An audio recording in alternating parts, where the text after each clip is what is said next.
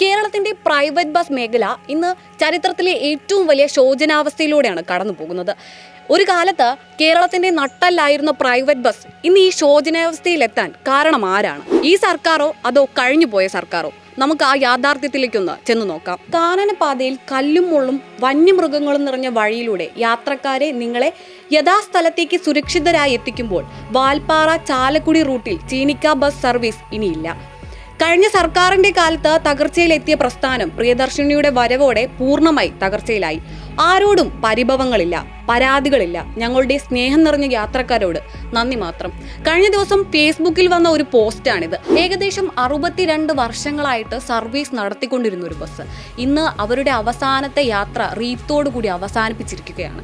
അപ്പോൾ നമ്മൾ ഓർക്കണം എത്രത്തോളം ശോചനാവസ്ഥയിലൂടെയാണ് നമ്മുടെ പ്രൈവറ്റ് ബസ് കടന്നു പോകുന്നതെന്ന്. ചീനിക്ക ബസിന്റെ ഒരു ദിവസത്തെ മാത്രം നഷ്ടം 6000 രൂപയാണ്.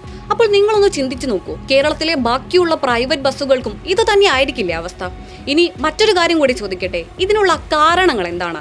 അത് പ്രിയദർശിനിയാണോ? മുൻപ് സമാനമായ അവസ്ഥയിലൂടെ കടന്നുപോയ ഒരു ഓൾ ഇന്ത്യ പെർമിറ്റ് ഉള്ള ബസ് ഉണ്ടായിരുന്നു, റോബിൻ ബസ്. അതിന് പ്രശ്നങ്ങൾ പലതായിരുന്നു. എന്താണെന്നാൽ ഓൾ ഇന്ത്യ പെർമിറ്റ് ഉണ്ടായിരുന്നിട്ട് പോലും മോട്ടോർ വാഹന വകുപ്പ് അവർക്ക് നേരെ പറഞ്ഞിരുന്ന ഒരു കാര്യം വഴിയരികിൽ ബസ്സുകൾ നിർത്തി യാത്രക്കാരെ കയറ്റാൻ പാടില്ല എന്നുള്ളതായിരുന്നു. മാത്രമല്ല പല സ്റ്റേറ്റുകളിലും ബസ് പിടിച്ചു നിർത്തി അതിൻ്റെ യാത്ര മുടക്കുകയും ചെയ്തിരുന്നു. എന്നാൽ ഇവിടെ മറ്റൊരു കാര്യം ശ്രദ്ധേയമായത് അന്ന് സാധാരണക്കാരായ ജനങ്ങളുടെ കയ്യിൽ നിന്നും വലിയ രീതിയിലുള്ള പിന്തുണയാണ് റോബിൻ ബസ്സിന് ലഭിച്ചിരുന്നത്.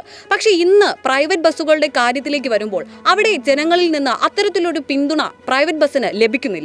എന്തുകൊണ്ടാണ് ഇത് സംഭവിക്കുന്നത്? പ്രിയദർശിനി ഫ്രീ ആയതുകൊണ്ടാണോ? ഇതിൻ്റെയൊക്കെ തുടക്കം എവിടെയാണെന്ന് അറിയാവോ?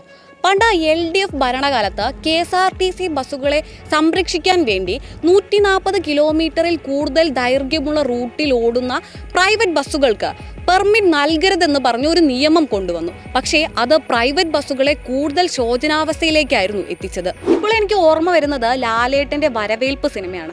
ആ സിനിമയിൽ ട്രേഡ് യൂണിയൻ നേതാക്കളുടെ അമിതമായ ഇടപെടലുകളും അതുപോലെ തന്നെ രാഷ്ട്രീയ സ്വാധീനവും സർക്കാർ സംവിധാനത്തിലെ സങ്കീർണതകളും കാരണം അവസാനം ആ സിനിമയിൽ ആ സംരംഭം തന്നെ ഇല്ലാതാകുന്നുണ്ട്. ശരിക്കും പറഞ്ഞാൽ കേരളത്തിലും ഇപ്പോൾ അതാണോ സംഭവിക്കുന്നത്? ഇത് വെറും ഒരു വളയം മാത്രമല്ല, സാധാരണക്കാരായ ഒരുപാട് പേരുടെ ജീവിത മാർഗമാണ്. സാധാരണക്കാരായ ഒരുപാട് യാത്രക്കാരുടെ യാത്രാമാർഗമാണ്. ഇതിനെയാണോ സർക്കാർ പ്രിയദർശിനിയിലൂടെ തകർക്കാൻ ശ്രമിക്കുന്നത്?